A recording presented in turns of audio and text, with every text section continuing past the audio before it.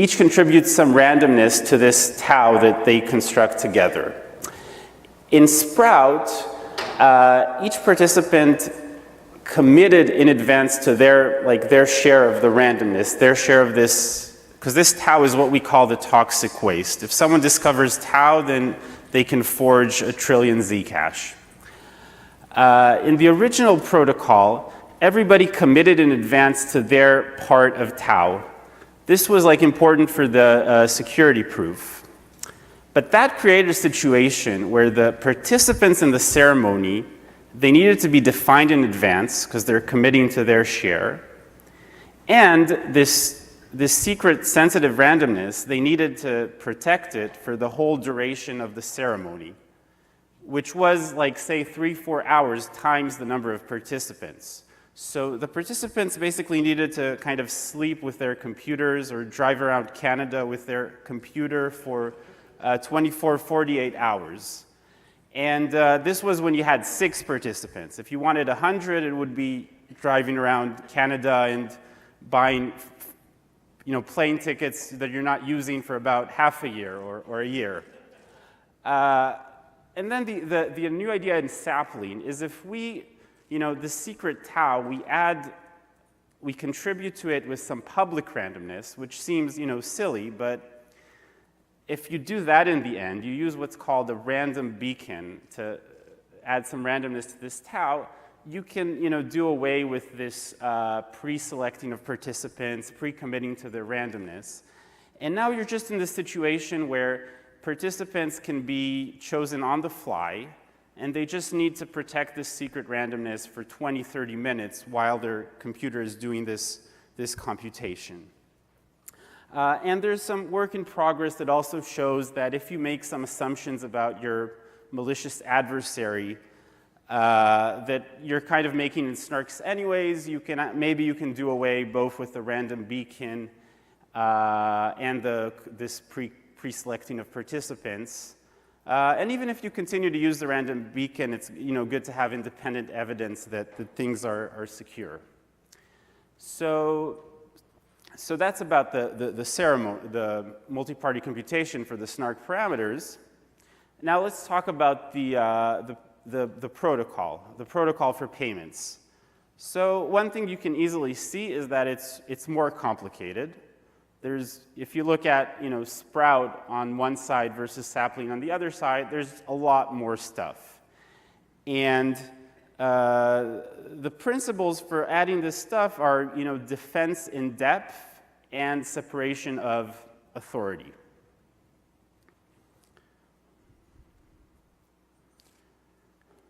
So what do I exactly mean? What is this chain of authority in the Sapling key structure? So the master key is the spending key.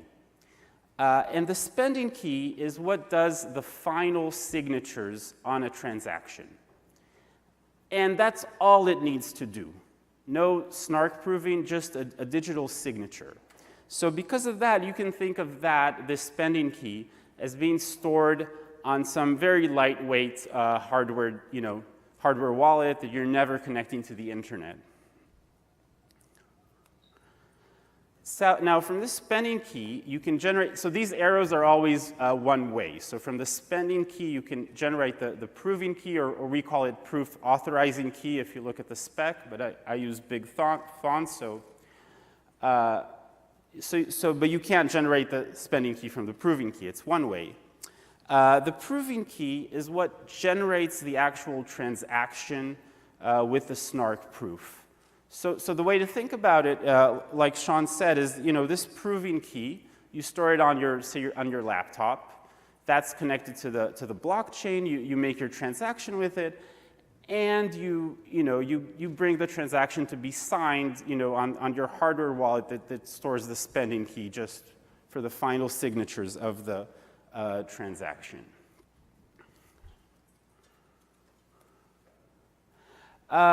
So from the proving key, you can derive a viewing key that lets you see both incoming and outgoing transactions. There's a small caveat about whether you can always see you can always see the note going out. Whether you can see the recipient details, there's a small caveat about that you're welcome to ask me about that later. And also from this viewing key, you can go further and derive an incoming viewing key only to see incoming transactions to your address. So that's here this idea of spend, defense in depth, and a chain of authorities in these different keys.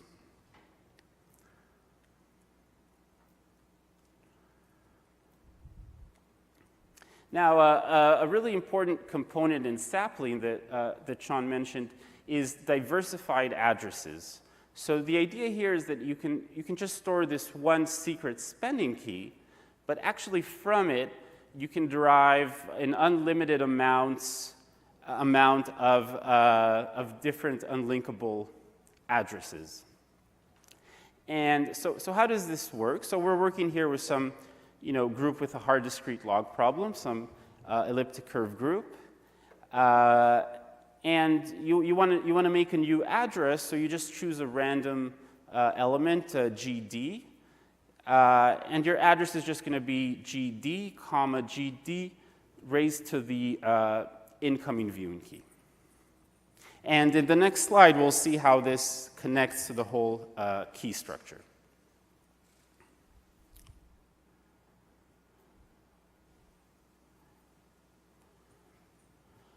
Okay, so I thought to give like a whole workshop about the key structure, but then I saw I could do it in 3 minutes. So I'll just do it here. So this is all oversimplified, and all of these keys, they actually contain more components. So the idea is that, right, the spending key at some secret field element or scalar or number, call it ASK. The proving key is simply the spending G to the spending key. And now this incoming viewing key, it's just the hash of the proving key.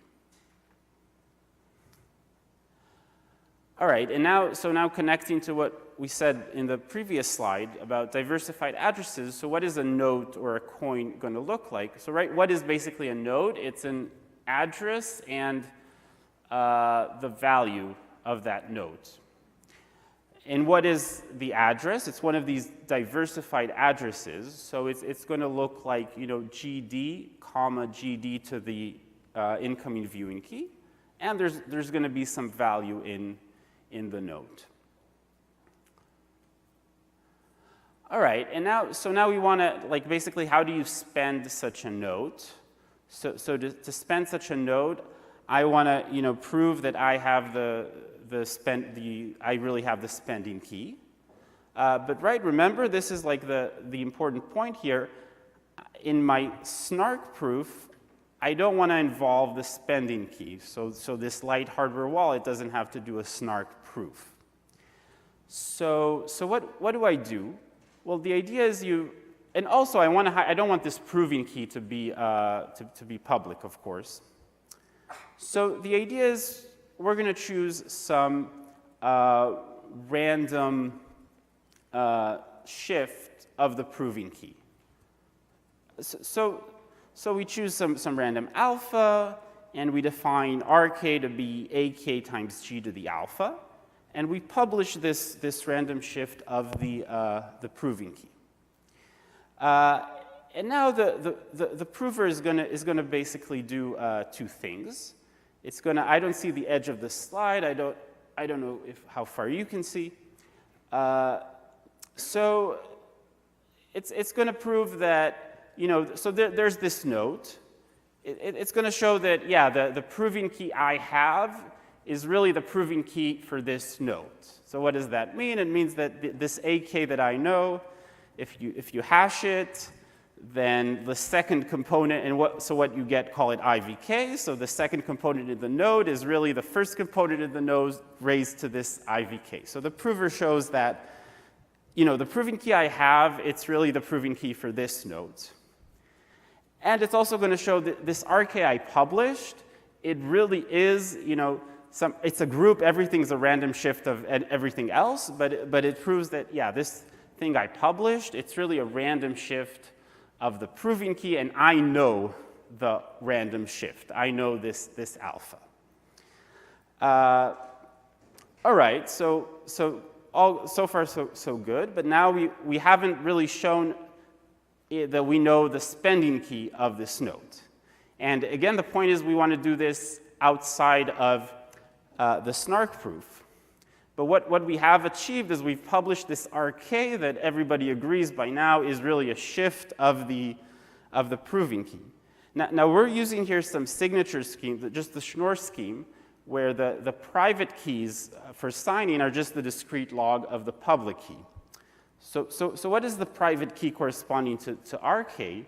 It's just, our spending key plus alpha, ASK plus alpha. I don't know if you can see that last line. But now the idea is, okay, so the hardware wallet that has the spending key, it can sign all this transaction with ASK plus alpha. And this is an interesting thing about the Schnorr scheme, that you can prove that it's resistant to forgery also with respect to randomization. So right, classical forgery, there's some secret key, and being non-forgeable means if you don't have the secret key, you can't sign messages with this key. But you can show Schnorr is also resistant to randomization, meaning that you also cannot sign, you can't sign with ASK if you don't have it, but you also can't sign with ASK plus alpha for any alpha. If you can't give alpha and the signature under ASK plus alpha.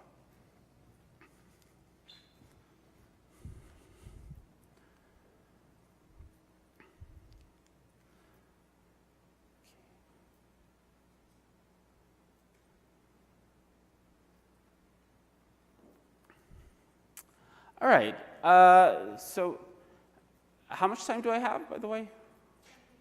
10? I must have gone much faster than I. All right. Some crypto nuances in a security proof. When you want to prove that a system like Zcash is secure, what's kind of a natural statement you would want to prove? You would want to maybe prove something like whenever someone manages to spend the node, then that means he had or she had the secret key corresponding to this node.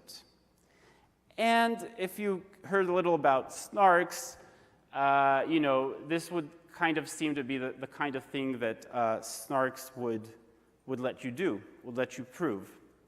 But like an interesting nuance is that you can't exactly do that, at least not directly. And the reason is that kind of the malicious prover doesn't act in a bubble. It acts in this environment that it potentially gets useful information from. And this has to do with snark definitions that I'll get to in the next and last slide. So something odd and interesting that happens both in our analysis now and the one, if you look at the Zerocash paper, is when you actually analyze these things, you have to look at as the adversary and the honest party or the environment as one party for the purposes of arguing something against the snark, about the snark. And so in this context, it's interesting to look at different, snark properties. So the most basic property is soundness. So soundness, it means that if I prove a claim, then it's true. Like, the system is sound in the sense that if someone manages to prove a claim, it means that it's true. Now, the next thing that is kind of the standard thing in snarks is what we call knowledge soundness. That's the K in the snark, which means that if I prove a claim from scratch, without any help, then I know a witness for the truth of this claim. But again, right, when you think about it, what's going on in like a system like Zcash, you have someone trying to forge transactions, and they're not necessarily doing things from scratch. They're getting all this, other people are doing transactions. There's all this information from the environment that, maybe it's useless, maybe not.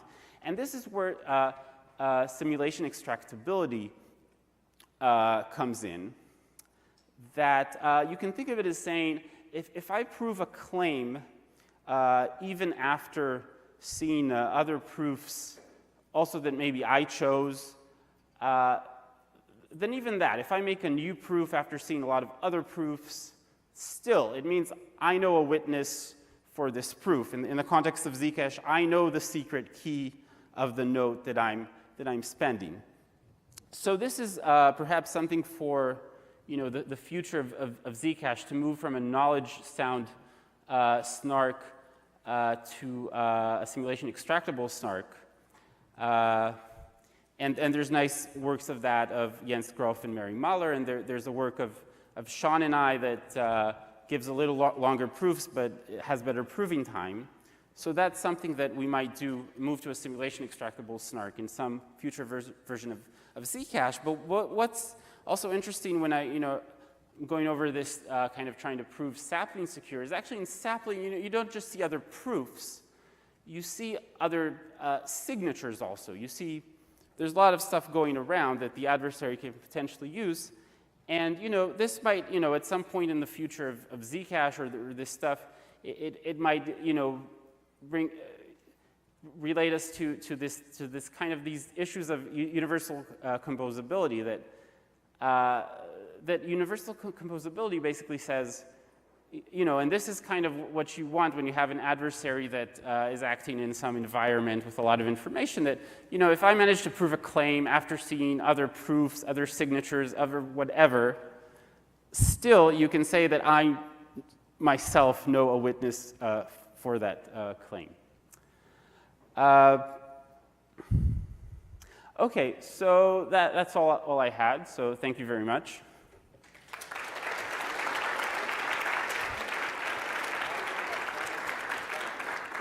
And I think Linda